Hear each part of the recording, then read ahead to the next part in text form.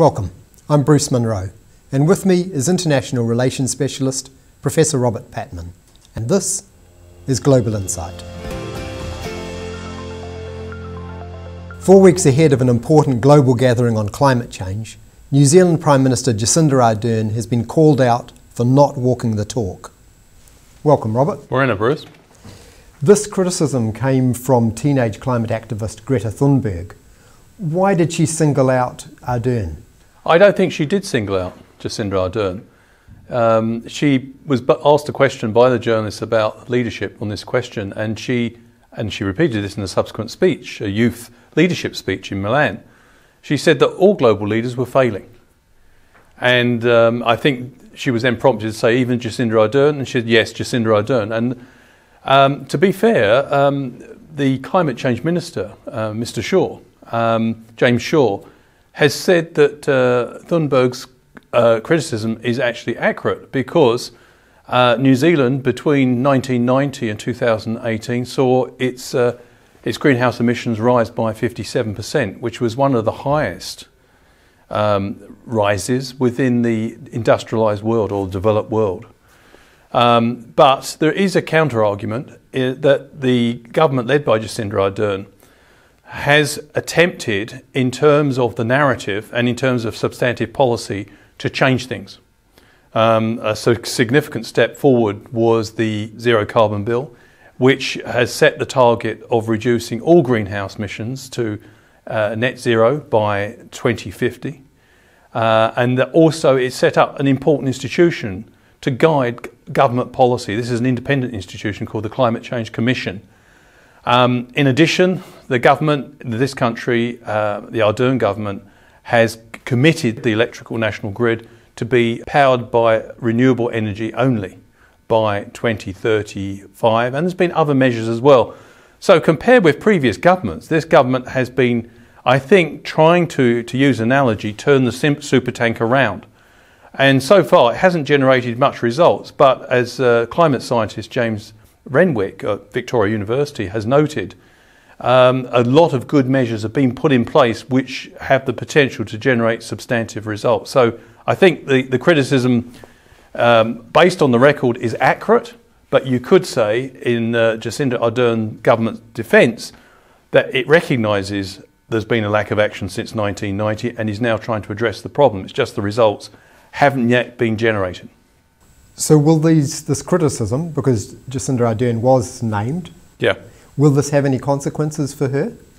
No, well, it could do. I think it will probably reinforce Jacinda Ardern's conviction that New Zealand needs to be a fast follower, even a leader in this area.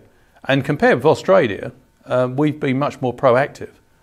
And Australia has shown no signs of really moving away from a commitment to fossil fuels. In contrast, one of the controversial things this government did was to put a suspension on gas and oil exploration companies which wanted to be active in New Zealand.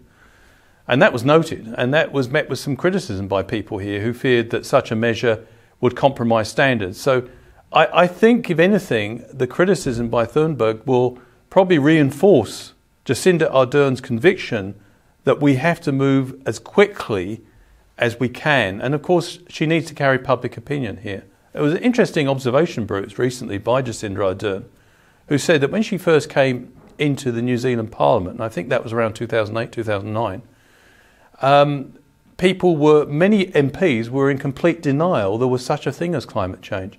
She said that the debate has progressed sufficiently within New Zealand where people now don't disagree on whether there's climate change, but they disagree often how to treat the problem, which is a major shift.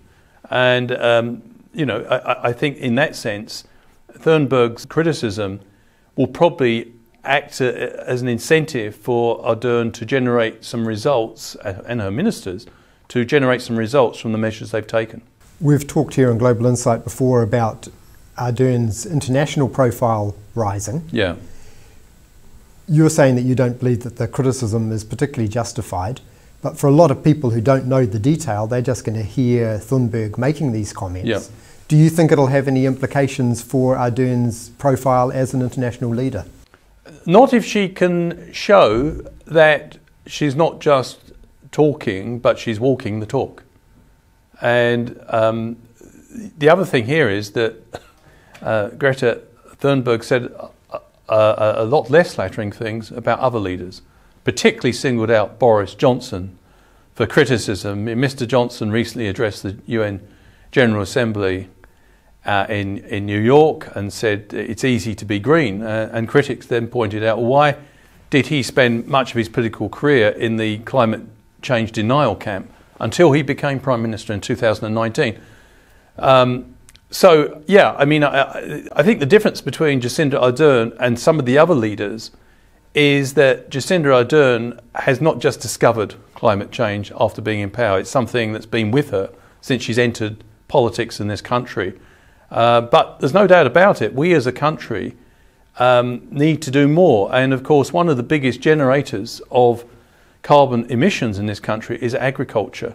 Helen Clark tried to do something about methane emissions from the digestive systems of cows. We've got 6.3 million cows in this country, and that's one of the major contributors to it. But when Helen Clark tried to introduce a methane reduction measure, a so-called fart tax, that met with immediate and widespread protest from the farming community, and effectively the government backed down in the face of that resistance. But I think now public opinion and within the farming sector has moved as well. So I think we are seeing some pretty big shifts, but it certainly seems to me that there's a lot more that we can do. And as James Renwick has pointed out, we do have the potential, if we can follow through with the measures that this government has put in place, to become one of the leading countries in the world for establishing a green economy. We have lots of things going for us in terms of our access to renewable energy, for example, through the many lakes and rivers we have in this country. But we do need leadership. Thank you, Robert. Thank you. And thank you for watching. Catch us next time on Global Insight. Ka kite anō.